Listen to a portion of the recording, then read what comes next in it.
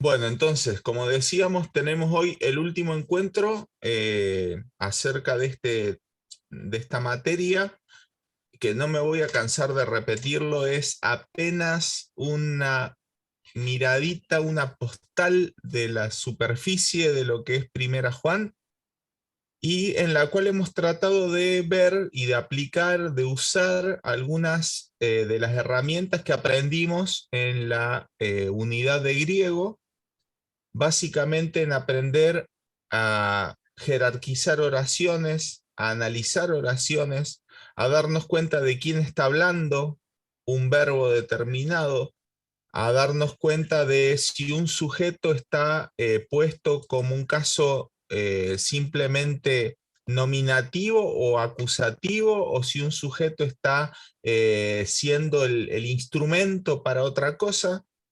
Y en esos detalles sintácticos que nosotros los deberíamos hacer en el texto castellano, es decir, acá no hay que saber griego para tener que analizar la Biblia lingüísticamente, sintácticamente.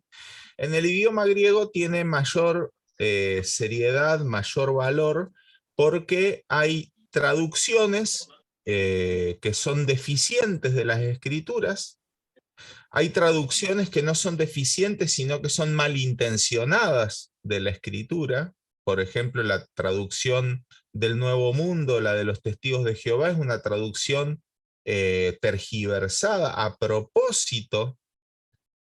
Y hay traducciones que en el afán de simplificar la traducción para que alguien del siglo XXI, con el vocabulario tan pobre que tenemos hoy en día, lo entienda, se pierden un montón de detalles que uno en el texto griego tiene todos esos matices que hoy se han perdido.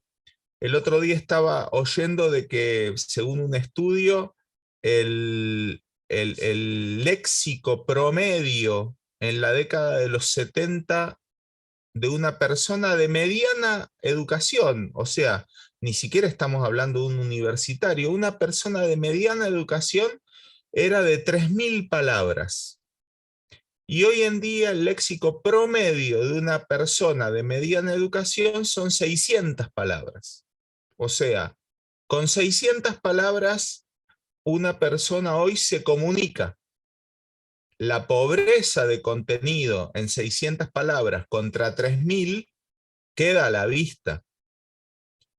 El griego es prácticamente el doble, conceptualmente hablando, que el castellano. O sea, fíjense en la desventaja que estamos a nivel de fineza de significados. Y el Señor, a pesar de todo, nos ha bendecido, y el núcleo de cada mensaje bíblico es claro, aún en las traducciones más simples, pero la riqueza que añade penetrar en el texto a fondo es impresionante. Hoy vamos a ver el capítulo 5 de Juan.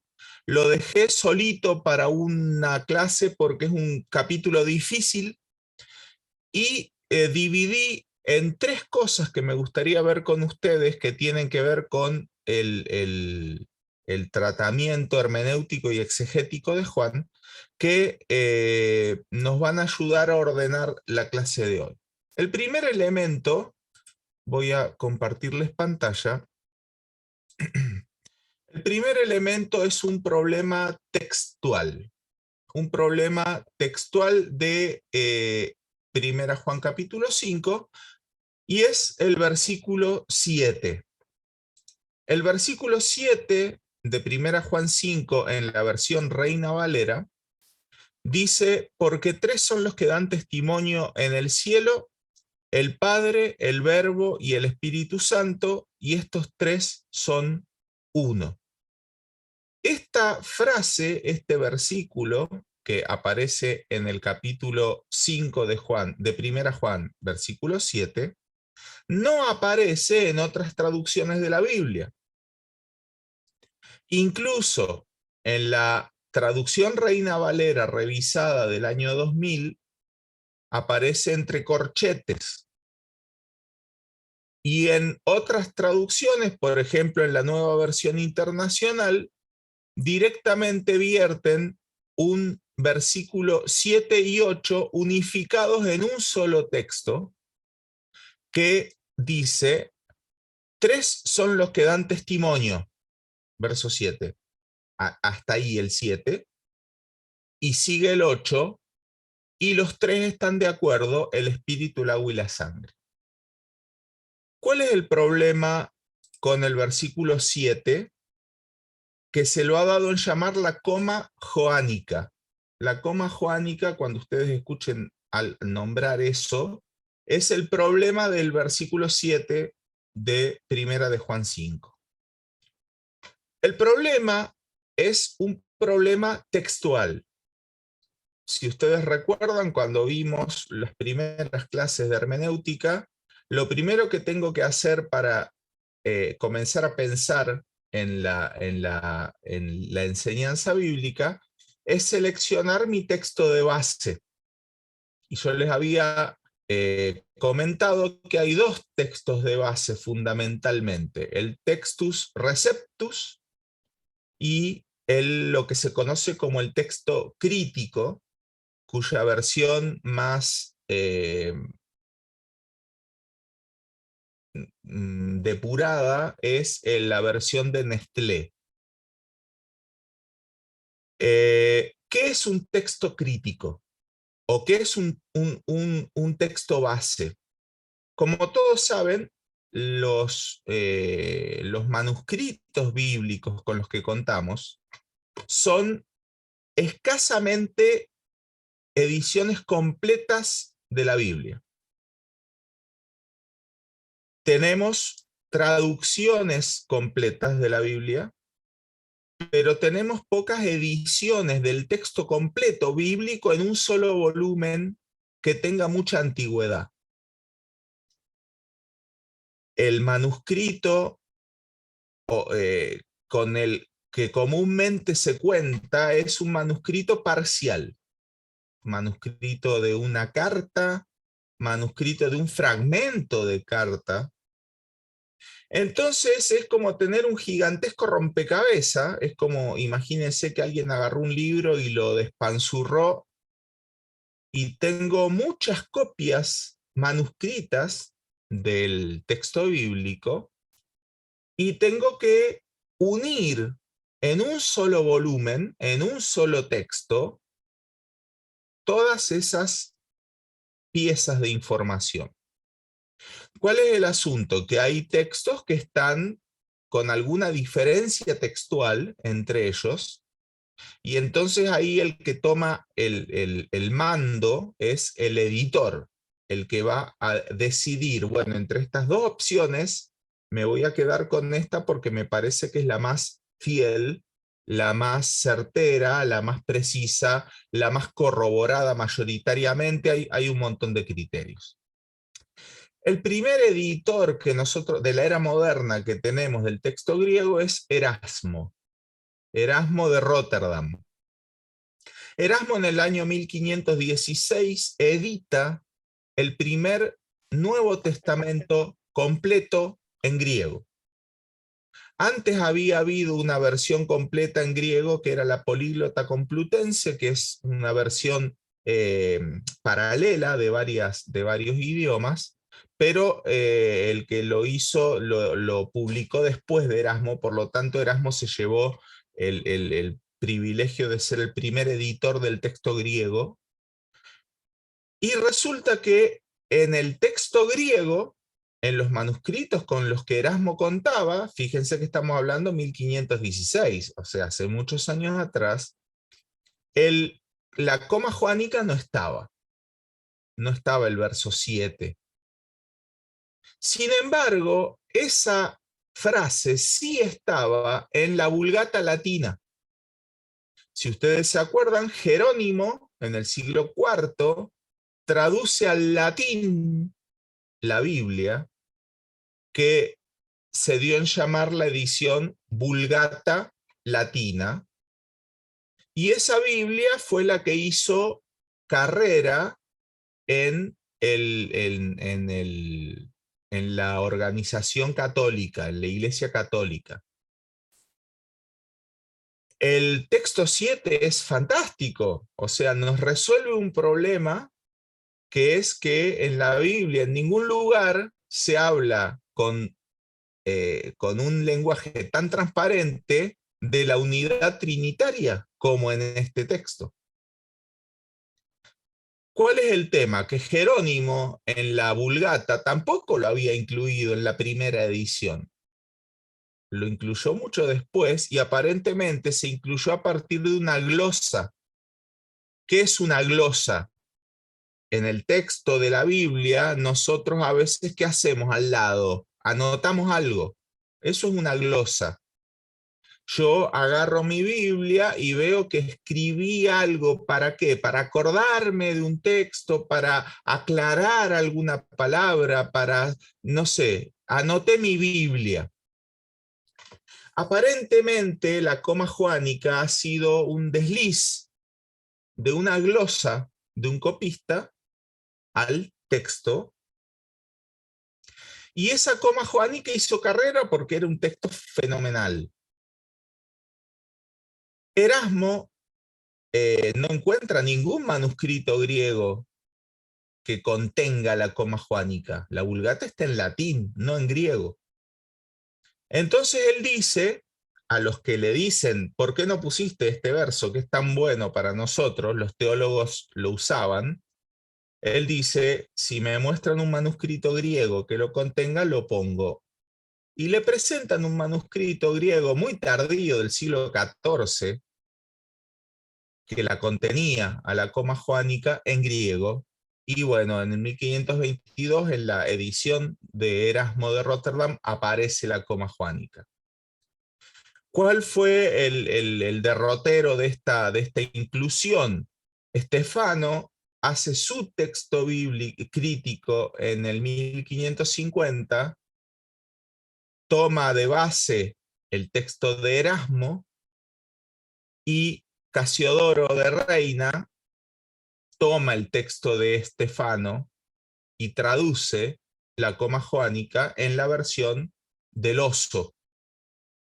Acuérdense que la versión del Oso, la primer Biblia completa en español, año 1565, incluye el verso 7 como lo tenemos en la revisión de 1960.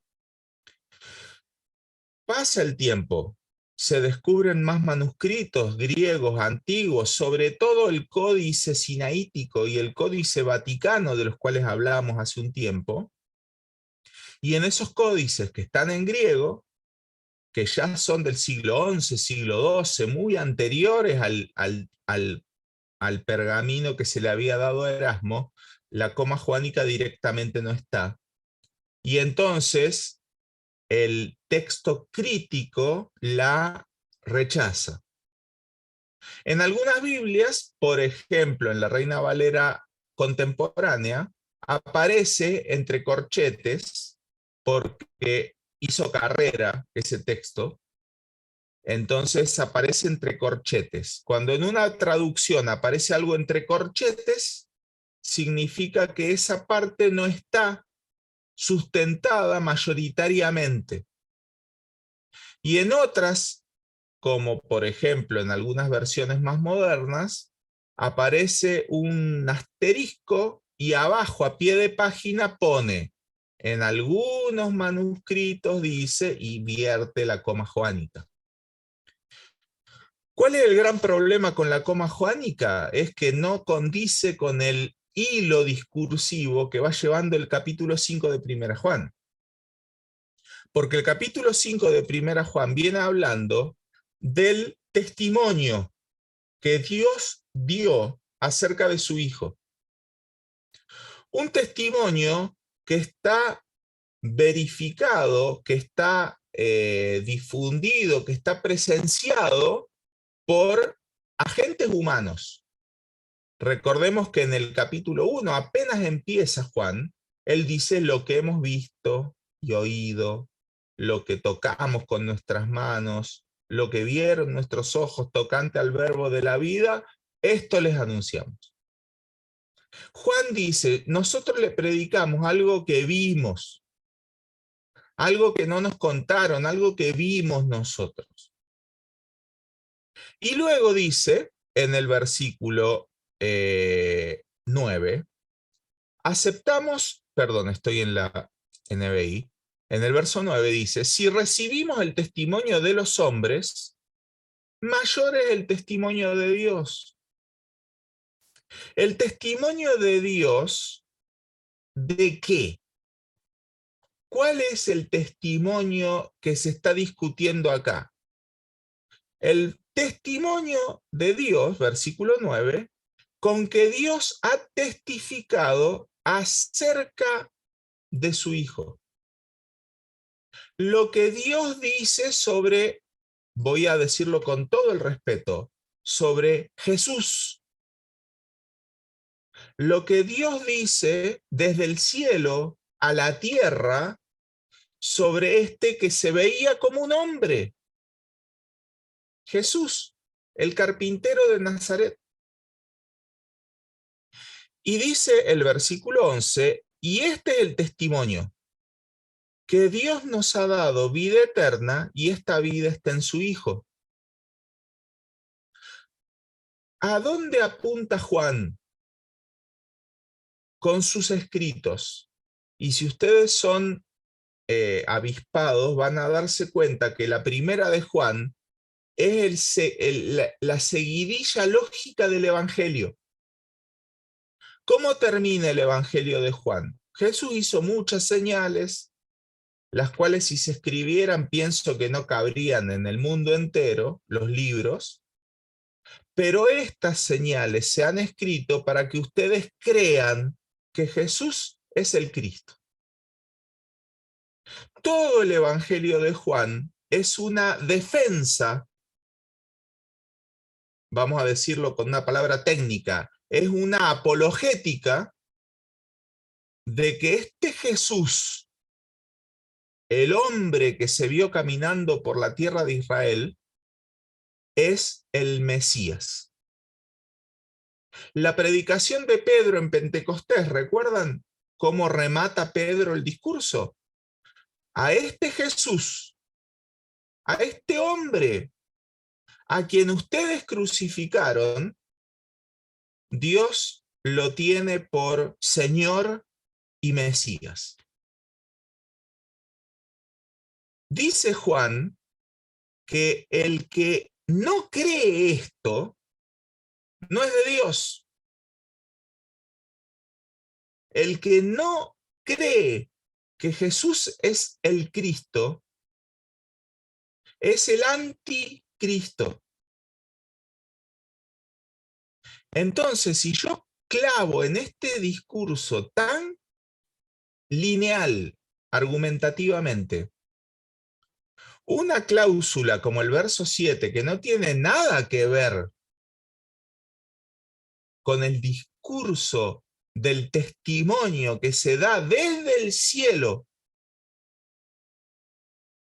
es un gran comprobante de que este texto es espurio en cuanto no a su contenido es totalmente cierto, pero no está contenido en el texto bíblico dictado por el Espíritu Santo porque rompe la simetría y la argumentación. ¿Esto qué quiere decir? ¿Que en la Biblia no se habla de la Trinidad? No, no quiere decir eso. ¿Esto qué quiere decir? ¿Que la Biblia está equivocada y difundimos una mentira? No, no quiere decir eso. Nosotros creemos que el Espíritu, el Verbo y el Padre son uno. Eso lo creemos, es parte de nuestra fe. Pero hay un problema textual. Entonces, si ustedes algún día les toca predicar sobre la Trinidad, eviten este texto. Ah, pero es el más fácil. Sí, por eso, evítenlo, busquen el argumento trinitario, en toda la Biblia está, y se puede defender perfectamente sin Primera de Juan 5:7. Ahora, No sé si hay alguna pregunta respecto de esta primer cuestión. En todo caso, lo dejamos que decante y después me preguntan si se les ocurre algo. ¿Bien? El segundo problema que tenemos es el problema hermenéutico. ¿Ustedes ven, cambió la pantalla? ¿Sí? Bien. El segundo problema que tenemos no es textual, sino hermenéutico. ¿Qué es un problema hermenéutico? Un problema de interpretación. Yo sé lo que el texto dice, ahora tengo que interpretarlo. La gran pregunta de la hermenéutica es, ¿qué quiere decir este texto? ¿Se acuerdan que la idea es, ¿qué me quiere decir Dios con estas palabras que él eligió? Y el problema hermenéutico lo vamos a dividir en dos.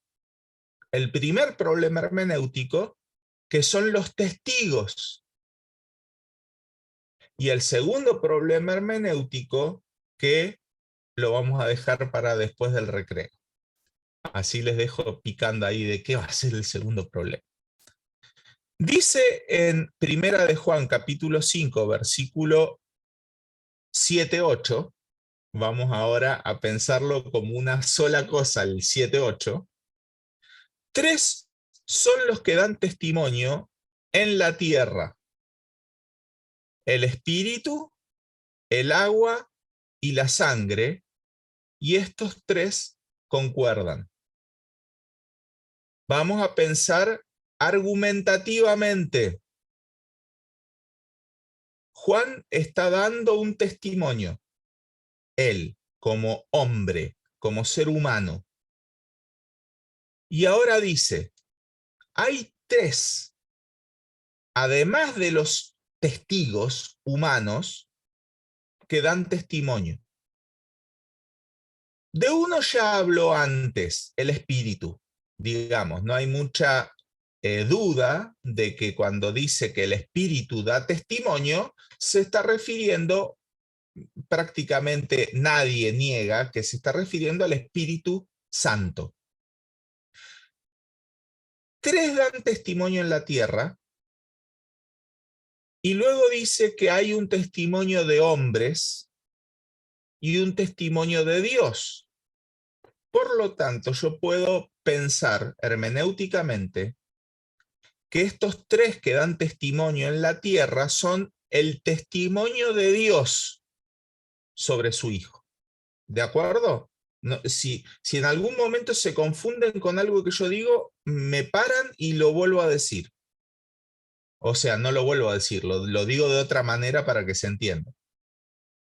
Cuando dice que hay un testimonio de Dios, el testimonio de Dios se nos presenta a nosotros a través de tres voceros: el espíritu, el agua, la sangre. ¿Cuál es el problema hermenéutico? ¿A quién se refiere con el espíritu? ¿A qué se refiere con el agua? ¿Y a qué se refiere con la sangre? Porque si no entiendo a qué se refiere, no voy a entender el testimonio que Dios ha dado sobre su Hijo.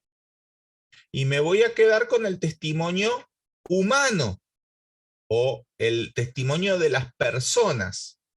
Uno, cuando acepta a Cristo, primero cree lo que le dicen. Y está perfecto. Me predicó alguien y yo creí. Pero con el tiempo, el texto es muy claro, ¿no? Que dice el apóstol, ustedes ya tendrían que ser maestros. Es decir, no depender de que haya otro que les enseñe, sino ustedes ya saber las cosas. Y uno en la Escritura encuentra el testimonio de Dios y confirma o retruca lo que me han dicho personas. Y yo tengo que elegir. Ahora dice el apóstol Juan que hay un testimonio que Dios da. Y dice el versículo 10 que si yo creo en lo que dice ese testimonio de que creo en el Hijo de Dios, El testimonio está en mí. Muy bien, ya nos vamos acercando. Este testimonio que Dios da, primero está fuera de mí, pero cuando creo está en mí. Creo que ya todos estamos viendo para dónde dispara la coneja. El Espíritu da testimonio. Pregunta, ¿el Espíritu estaba antes fuera de mí y ahora está en mí? La respuesta es sí. Antes de que yo creo, el Espíritu está fuera de mí. Cuando creo, el Espíritu está dentro de mí. Por lo tanto, el primer testigo no habría mucha discusión para decir que se refiere al Espíritu Santo. ¿Qué es lo que dice el Espíritu Santo? Vamos a leer, les pido que alguien me ayude, vamos leyendo, el 2:20,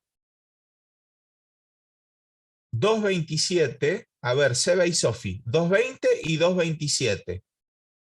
Pedro y Susana, por favor, 3:24 y 4:13. Y Carlos, busca por favor Juan, el Evangelio, 14:26. Repito las citas. 2:20, 2:27, esas son de primera, ¿no? De primera Juan. 3:24, 4:13 y ahora en el Evangelio 14:26. ¿Qué dice ahí? A ver, 2:20, ¿qué dice?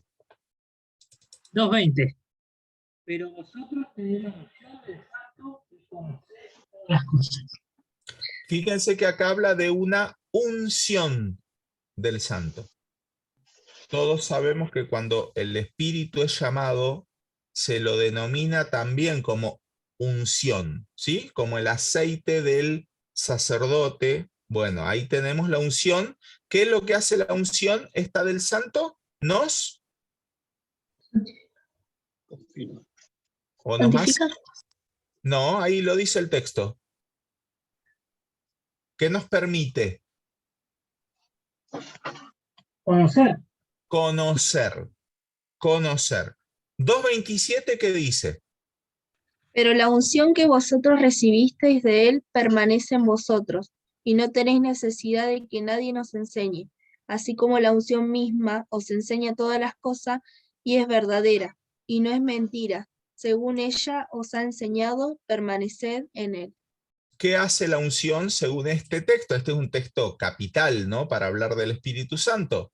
Fíjense que dice que nos enseña, que permanece en nosotros, que es la verdad.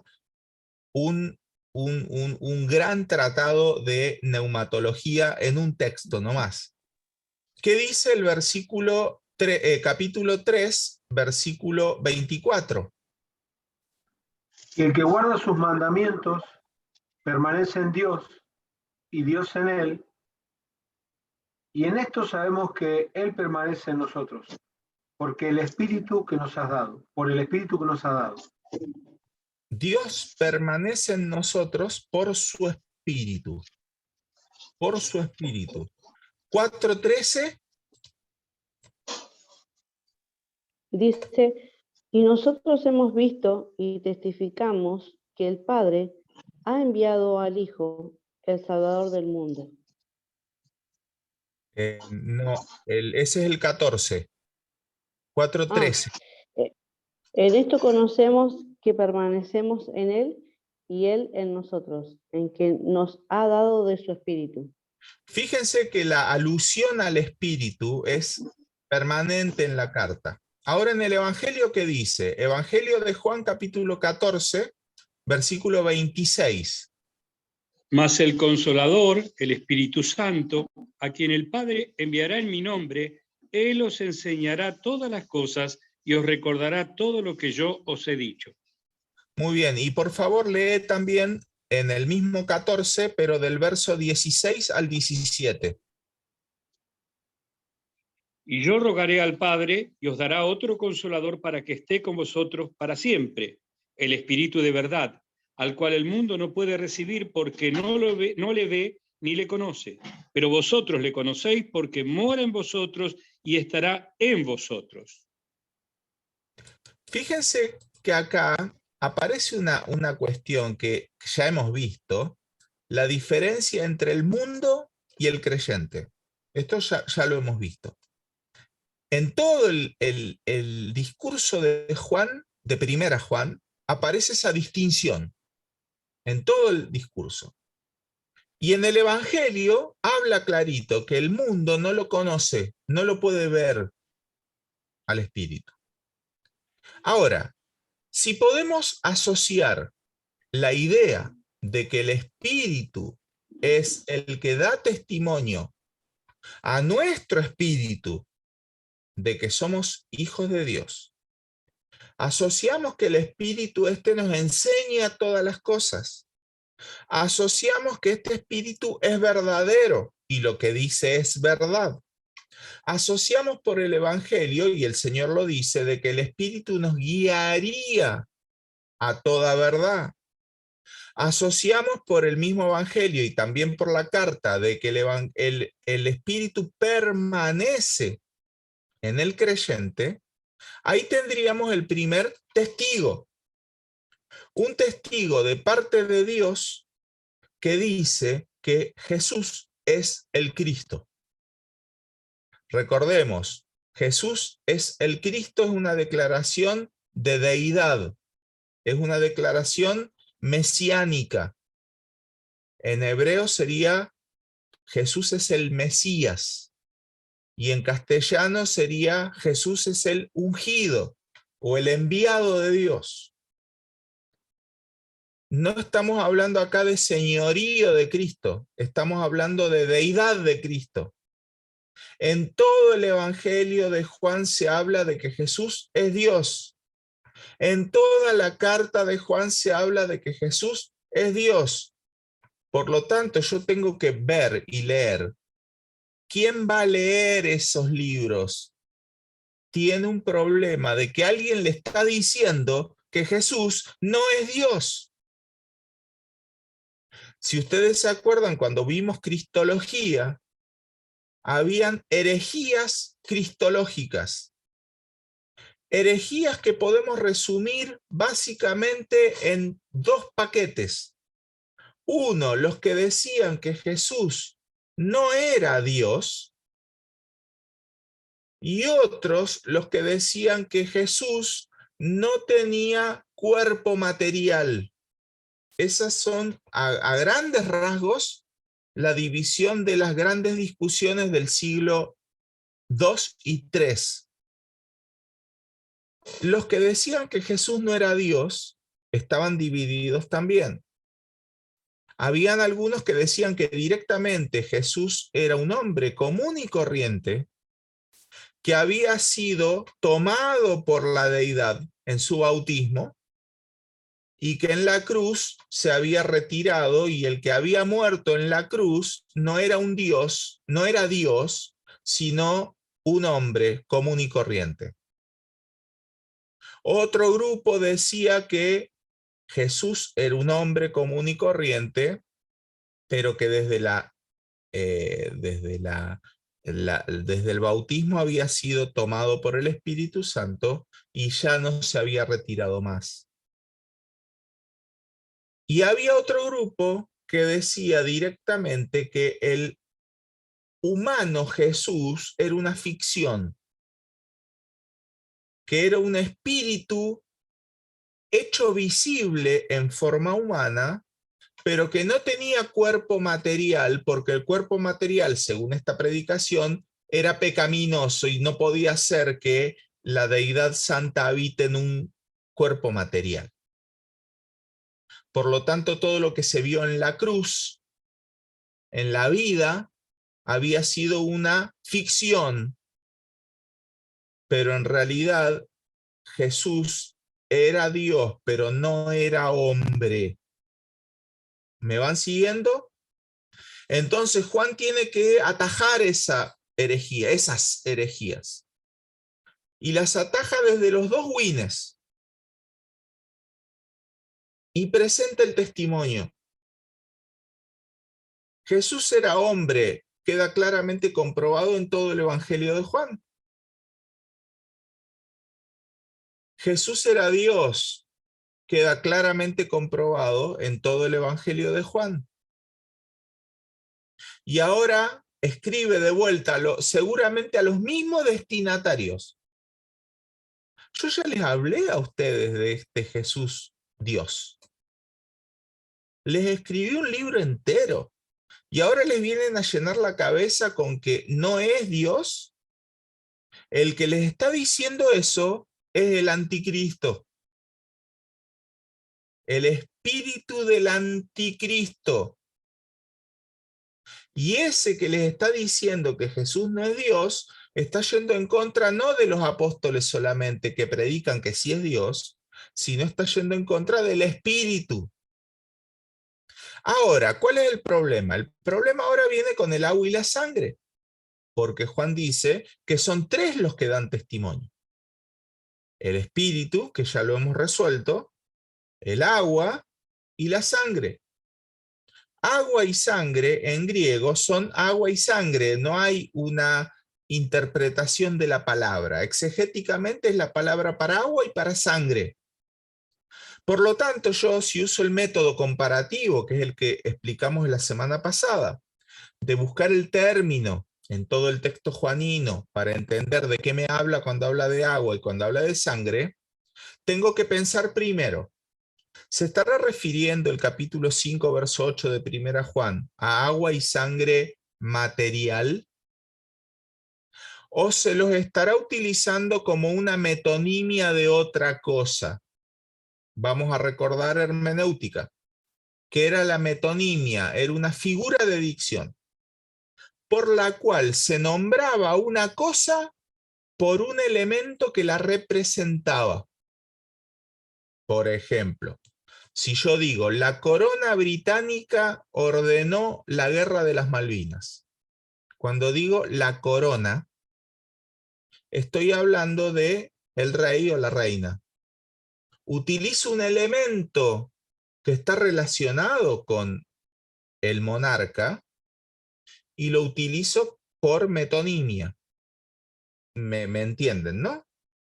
Si yo digo en el uso común, la Biblia me dijo que yo era pecador, estoy usando una metonimia, porque la Biblia no habla. Pero si es palabra de Dios, otra metonimia. No sé si me van siguiendo. Cuando yo hablo de agua y sangre, tengo que definir agua y sangre. ¿Es metonimia de algo que habla acerca de Jesús como el Hijo de Dios? Utilizo el método comparativo, busco la palabra agua. Yo no hice toda la tarea de buscar en toda la Biblia, porque yo sé que hay otras metonimias de agua. Por ejemplo, el agua se usa acerca de la palabra de Dios. Eso lo sabemos todos. Se utiliza la palabra agua para palabra de Dios. Pero en el Evangelio de Juan no me conviene mucho, porque agua en el Evangelio se habla del Espíritu Santo. ¿Se acuerdan que cuando habla de la fuente de agua que salte para vida eterna, no está hablando ahí del agua de la palabra, sino que está hablando del Espíritu Santo? Entonces ahí tengo que hacer una decisión hermenéutica. ¿Tengo algún texto que, llamando al agua como una referencia ineludible, me hable de testimonios sobre la deidad del Hijo? Y buscando en el texto bíblico, vamos al Evangelio de Juan, por favor. Evangelio de Juan, capítulo 1, versículo 32 al 34. Evangelio de Juan, le voy a pedir a Fernando, por favor, que lo lea. Capítulo 1, verso 32 al 34. También Juan, también dio Juan testimonio diciendo, vi al Espíritu que descendía del cielo como paloma y permaneció sobre él. Y yo no le conocía, pero el que me envió a bautizar con agua, aquel me dijo, sobre quien veas descender el Espíritu y que permanece sobre él, ese es el que bautiza con el Espíritu Santo. Y yo le vi y he dado testimonio de que este es el Hijo de Dios. Acá tenemos una confluencia textual de dos palabras que nos interesan mucho. Dijimos agua y la otra palabra que me interesa mucho es testimonio. Ahora, ¿es el agua la que da testimonio? No. El que da testimonio es Dios. Fíjense que Juan dice, el que me envió a bautizar con agua me dijo. O sea, el testimonio no lo dio el bautismo, pero el testimonio se dio en el bautismo, durante el bautismo, en el acto del bautismo. Si yo digo, Carlos, ¿vos cuándo te bautizaste? Es una cosa. Si yo le pregunto, Carlos, ¿vos cuándo creíste en Cristo? Es otra cosa. Son dos cosas distintas. Ahora, cuando yo pregunto, el Señor Jesús, ¿cuándo se bautizó? Tendría, si tuviera calendario, una fecha, un día. Un día fue y se bautizó.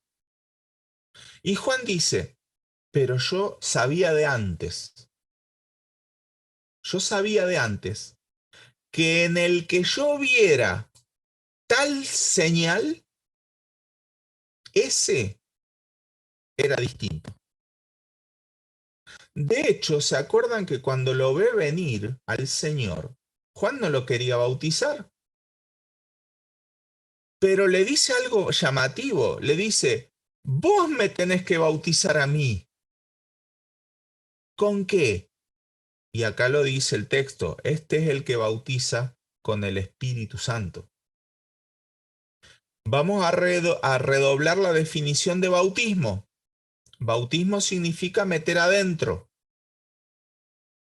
Jesús es el que nos introduce en alguna esfera de la cual es agente el Espíritu Santo. Por el libro de Romanos y el de Gálatas sabemos que esa esfera es el mismo. Fuimos bautizados en Cristo por medio del Espíritu Santo. Se nos introdujo en Cristo. Y ahí está el testimonio del agua. ¿Hay otro lugar donde el agua aparezca como un dato necesario? Hay otro lugar. Algunos dicen que el agua se refiere al nacimiento humano de Jesús. ¿Por qué? Porque en el nacimiento humano hay líquido y ese líquido es el agua a la cual supuestamente se refiere aquí.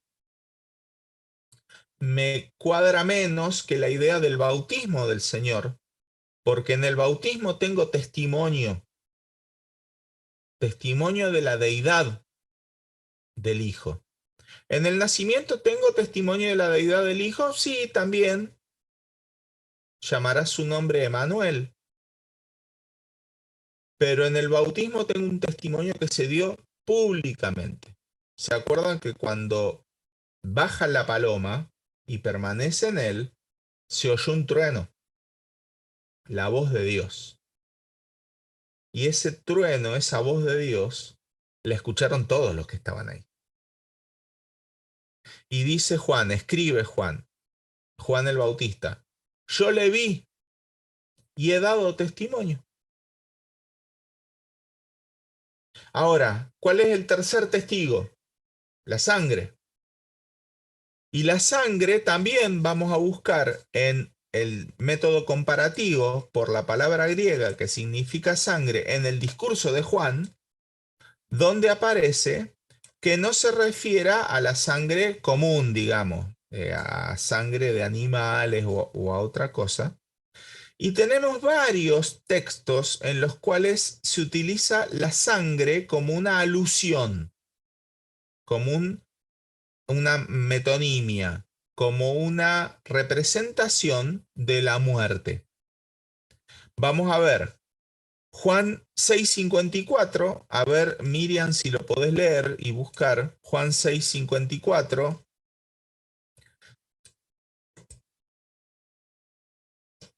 O 53 y 54, mejor todavía. Nos habla ahí de sangre que vamos a tener que no hiperliteralizarla. En Juan 1:13, le voy a pedir a ver a Vivi si estás por ahí, Juan 1:13, que busques qué dice. Y a ver alguien más, Bruno, si podés buscar Juan 1:7, primera Juan 1:7. ¿Qué dice Juan 6:53 y 54? Dice, Jesús les dijo, de cierto os digo, si no coméis la carne del Hijo del Hombre y bebéis su sangre, no tenéis vida en vosotros. El que come mi carne y bebe mi sangre tiene vida eterna, y yo le resucitaré en el día postrero. Evidentemente acá se está usando una figura de dicción. ¿Por qué? Porque literalmente nadie de nosotros ha comido y bebido la sangre del Hijo de Dios, la carne y la sangre del Hijo de Dios. Ya les expliqué que este tema hiperliteralizado llevó a algunas herejías muy, muy complicadas sobre canibalismo entre los creyentes y cosas de ese estilo, acusaciones de caníbal a los creyentes. Pero la idea acá de comer y beber el cuerpo y la sangre de Cristo tiene una figura de dicción contenida en creer. Y en creer en un Cristo muriendo, que fue el gran problema de los judíos. No podían aceptar a un Mesías que muriera. ¿Se acuerdan la discusión de los dos que iban a Emaús? Nosotros teníamos la esperanza de que era el Mesías, pero no va y se nos muere. Era su gran trauma. El Señor, ¿qué les explica en el camino a Emaús? Dice que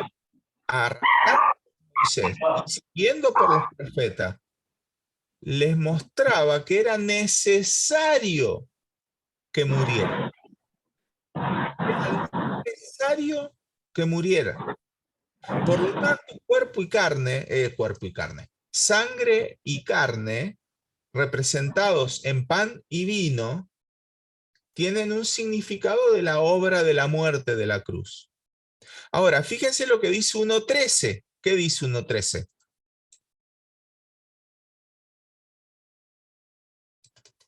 ¿Quién lo tenía? ¿Vivi? No te escucho.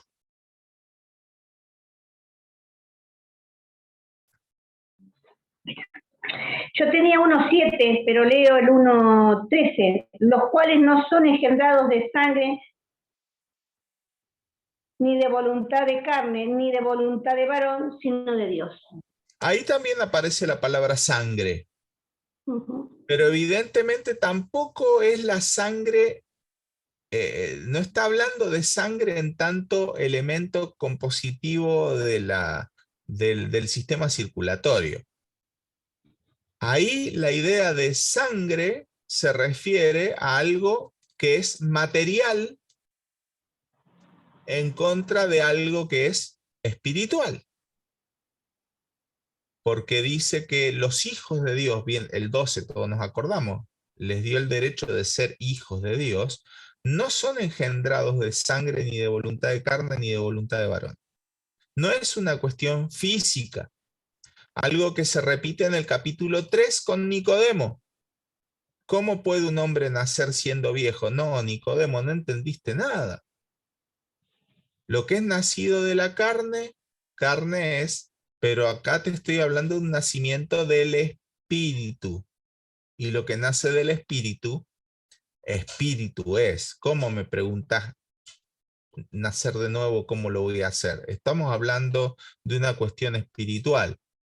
En 1 Juan 1:7 también se habla de la sangre, pero dijimos también la vez pasada que se refiere a otra cosa. A ver, Bruno, ¿lo tenés? Sí, lo tengo. Leo la versión NBI. Sería, Bueno. pero si vivimos en la luz, así como Él está en la luz, tenemos comunión unos con otros, y la sangre de su Hijo Jesucristo nos limpia de todo pecado.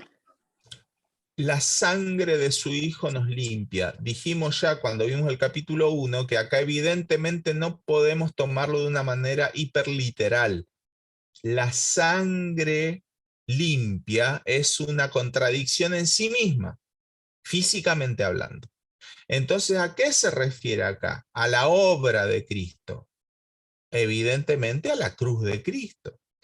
Y así llegamos, iba a decir por casualidad, pero no es por casualidad, es el mismo escritor, al capítulo 19 del 33 al 35. Capítulo crucial para nuestro problema hermenéutico de 1 Juan. Evangelio de Juan, capítulo 19 del 33 al 35. No sé si, Marce, estás por ahí y lo podés leer. Sí, ¿me escuchan? Dale. Para que lo busque. 19. 19 del 33 al 35. Bueno. Para que lo busque. Bueno, leo la versión NTV. Cuando llegaron a Jesús, vieron que ya estaba muerto, así que no le quebraron las piernas. Sin embargo, uno de los soldados le atravesó el costado con una lanza, y de inmediato salió sangre y agua. La información anterior proviene de un testigo ocular que presenta un relato fiel. Él dice la verdad para que ustedes también continúen creyendo. Fíjense que en este pasaje tenemos la sangre, el agua y el testimonio, todo junto. Ahora, si el agua ya lo asociamos con el testimonio del bautismo, la sangre, ¿con qué testimonio lo vamos a asociar? Con el testimonio de la muerte. Jesús murió. Y Juan dice, este testimonio no me lo contaron, yo lo vi. Yo lo vi. Yo vi ese chorro de sangre caer hasta el suelo. Yo lo vi. Yo vi al Señor dejar de respirar. Yo vi a los soldados que se venían directo a quebrarle las piernas y los soldados se dieron cuenta que estaba muerto. Y dice Juan, y el que lo vio da testimonio. Recordemos que Juan en todo el Evangelio se esconde a sí mismo. Esto también lo sabemos. En todo el Evangelio de Juan, Juan se caracteriza detrás, siempre está escondido, nombrado indirectamente. En la cena, ¿se acuerdan que él dice el discípulo al que Jesús amaba? O sea, siempre se nombra indirectamente, dice el que lo vio da testimonio. Básicamente Juan está diciendo, yo lo vi. Y dice, y su testimonio es verdadero, porque lo vio. ¿Cuál es su testimonio? ¿Cuál es el relato de la cruz? Jesús murió. Jesús murió. Y ese relato aniquila la idea de que Jesús no tenía cuerpo, la idea de que era una ficción, que era una visión. Acá hay un cuerpo físico, acá hay una realidad tangible, acá hay un hombre muerto. ¿Qué nos quedaría por agregar? Dice, vuelvo a 1 Juan, capítulo 5. Tres son los que dan testimonio en la tierra, verso 8, el espíritu, el agua y la sangre. Y estos tres concuerdan. Concuerdan. ¿Cuál fue el testimonio al pie de la cruz? ¿Se acuerdan del centurión? Verdaderamente, este hombre era el Hijo de Dios. ¿Cuál fue el testimonio de Juan el Bautista en el bautismo? Este es el Cordero de Dios. ¿Cuál es el testimonio del Espíritu? Por fuera primero y por dentro después. Jesús es el Hijo de Dios. Nosotros hemos tenido un beneficio que muy pocas veces agradecemos, de haber sido alcanzados en primer lugar por el Evangelio de la verdad y no haberlo encontrado después de pasar por un evangelio de mentira. Porque el que creyó primero en un evangelio de mentira la tiene mucho más complicada que el que llegó primero al evangelio de la verdad a su vida y creímos lo que nos predicaron, que Jesús es el Hijo de Dios. Hay gente que le costó mucho tiempo aceptar que este Jesús era el Hijo de Dios. El pueblo judío era la gran discusión de los apóstoles, la gran predicación. El apóstol Pablo, lo primero que hacía al ir a una ciudad nueva, sinagoga, lo primero que hacía, Jesús es el Mesías que estamos esperando. Te vas. Bueno, me voy a los gentiles. Pero el gran problema hoy para los judíos es asignarle al Jesús histórico una mesianidad, una deidad. Les cuesta. No sé si ustedes alguna vez han visto algún video de YouTube donde hablan rabinos, ni lo nombran a Jesús.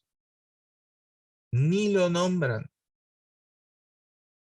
Ese le dicen.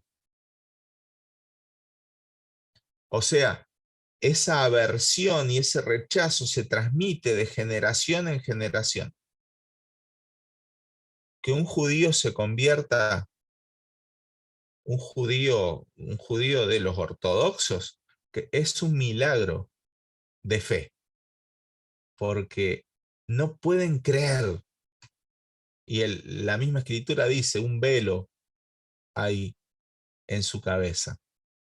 Entonces, ¿cómo resolvemos nuestro primer problema hermenéutico? Bueno, tenemos que asociar por metonimia que el espíritu, el agua y la sangre se están refiriendo al Espíritu Santo, al bautismo y a la muerte, como los elementos a través de los cuales Dios nos testifica de su Hijo.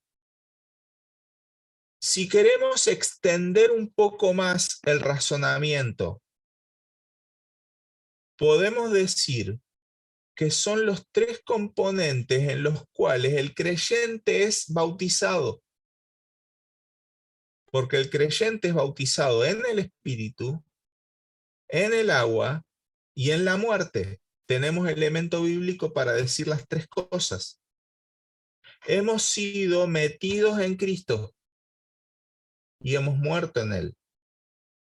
Hemos sido bautizados con su bautismo, en el sentido de la experiencia de su experiencia, y hemos sido metidos dentro del Espíritu Santo y también a través del Espíritu Santo en Cristo.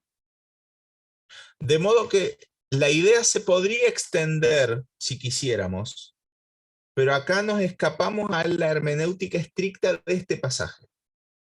¿De qué habla Juan cuando habla del espíritu, el agua y la sangre? Se está refiriendo a cosas externas a la humanidad, al ser que recibe el testimonio, pero que luego son incorporadas a él, como testimonio en Él.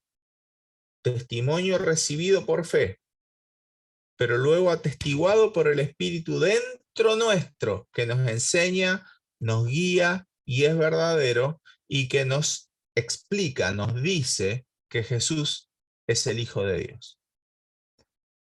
Ahora sí, preguntas, dudas, alguna aporte, algún comentario. No, Pablo,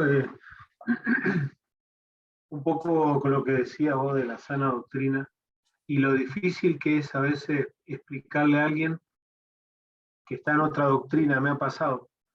Por ahí compartimos evangelio con alguien con otra doctrina y es totalmente fuera de lo que estudiamos, ¿no? Y es tan difícil que vean a Jesús como Dios, como Señor, como el Curios, como el Amo, como el Supremo. Y bueno, como decía, es de mucha bendición gozar de una sana doctrina.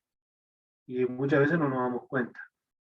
Y vos sabés que veía, anoche estuvimos viendo con Susi un video en YouTube de un judío mesiánico, Baruch, o no sé cómo se llama, pero muy bueno es. Y la doctrina es muy parecida a la que estudiamos. Anoche nos dejó... Los mesiánicos aceptan a Cristo como el Mesías. Y habla del Mesías, habla de Jesús y explicaba. Y claro. Bueno, nos gustó mucho porque va el texto al... Sí. Son una minoría, una absoluta minoría, pero existen judíos que creen que Jesús es el Cristo, sí. Bueno, ¿sí? Hemos compartido con otras personas de distintas iglesias, bueno, tienen otra doctrina y no hay mucho.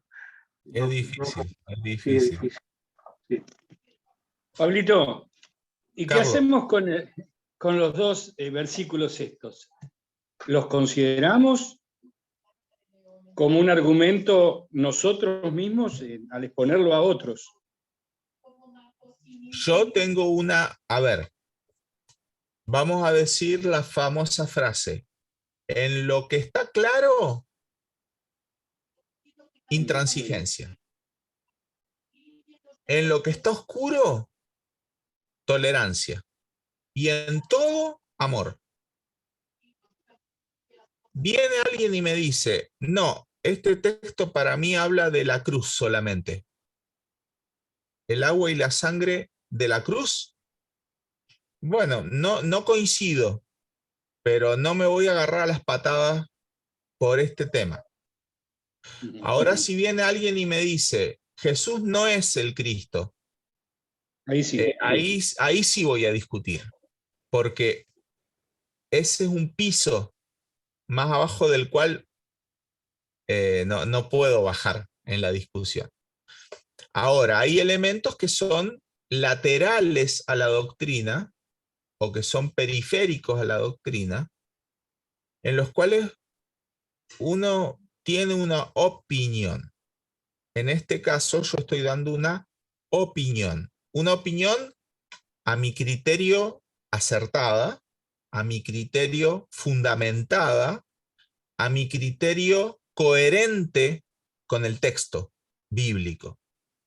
Yo creo que esa es la interpretación. Pero si otro cree que es otra la interpretación, en tanto fijar quién es el agua y la sangre, no me va a ser problema tolerar eso, siempre y cuando el testimonio sea el mismo, que Jesús es el Hijo. Es el Hijo. ¿Se entiende? Perfecto. Sí, Entonces, perfecto. yo no dogmatizo porque no puedo dogmatizar en este tema.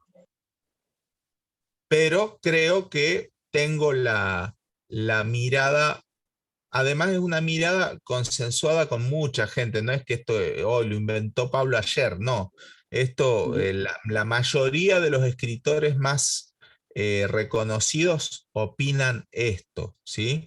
Pero bueno, ahí yo les puse en la pizarra algunas otras interpretaciones, que bueno, cada uno tiene su argumento, pero para mí es más flojo que este último. Perfecto. Pablo,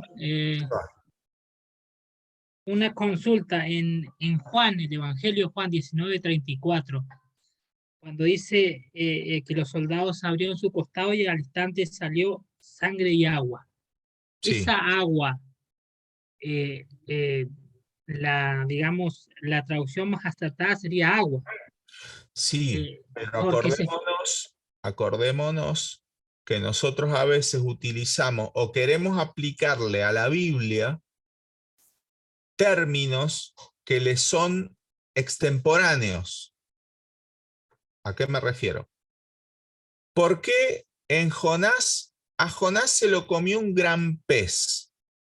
Esta se las digo porque es la historia de mi vida. En todas las escuelitas dominicales me enseñaron que no era una ballena,